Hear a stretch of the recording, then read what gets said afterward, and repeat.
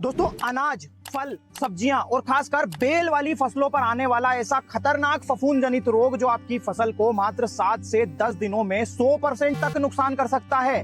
ये रोग है डाउनी मिल्ड्यू। अब ये क्या है और इस पर कैसे कंट्रोल करना है, इसकी डिटेल में चर्चा करेंगे इस वीडियो में। डाउनी मिल्ड्यू क्या है, इसे कैसे आइडेंटिफाई करें, ये किन फसलों पर और किस मौसम में आता है, इसे कंट्रोल कैसे करें और बाद में पहचान कैसे करें कि ये अब कंट्रोल हो चुका है। चलिए शुरू करते हैं।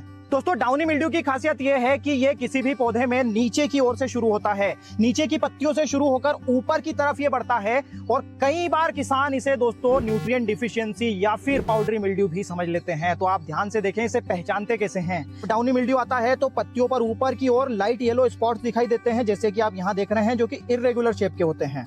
और जब आप इसे पीछे पलटकर देखेंगे दोस्तों, तो यहाँ पर ये देखिए शिराओं से लिमिट किया हुआ यहाँ पर पाउडर टाइप का दिखाई देगा, फंगस दिखाई देगा, जो कि डाउनी मिल्ड्यू है। किसान इस पाउडर को देखकर दोस्तों इसे पाउडरी मिल्ड्यू भी समझ लेते हैं, लेकिन ध्यान रखें पाउडरी मिल्ड्यू हमेशा पत्तियों की ऊपर की ओर आता है। तो इसे आइडेंटिफाई करें, आइडेंटिफाई होते ही तुरंत स्प्रे करें। क्या स्प्रे करना है आगे बताएंगे, लेकिन पहले ये जान लेते हैं किस मौसम में ज्यादा आती है ये समस्या। दोस्तों जून से लेकर नवंबर महीने तक ज्यादा अटैक देखा जाता है इसका, क्योंकि ये बारिश के समय जब ह्यूमिडिटी ज्यादा होती है तो ज्यादा अटैक करता है।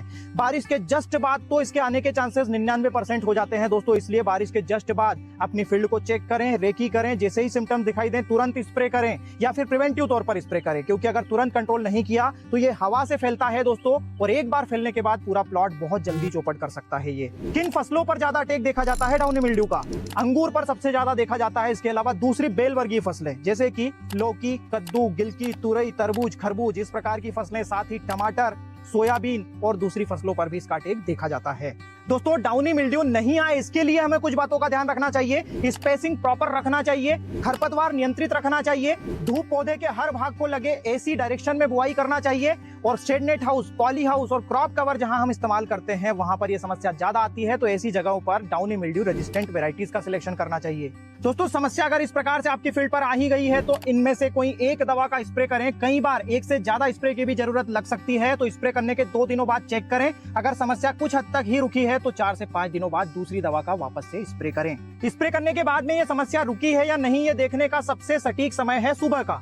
सुबह अगर पत्तियों पर आपको वाटर मार्क्स दिखाई देते हैं तो ये समस्या एक्टिव है और ये समस्या कंट्रोल नहीं हुई है। और अगर इस प्रकार से आपको पत्तियों के दोनों साइड सूखे स्पॉट्स दिखाई देते हैं तो इसका मतलब ये समस्या रुक चुकी है। दोस्तों ये एपिसोड अगर आपको पसंद आया हो तो अपना वैल्यूएबल फीडबैक जरूर दीजिएगा, वीडियो को लाइक और ज्यादा से ज्यादा शेयर करिएगा। धन्यवाद।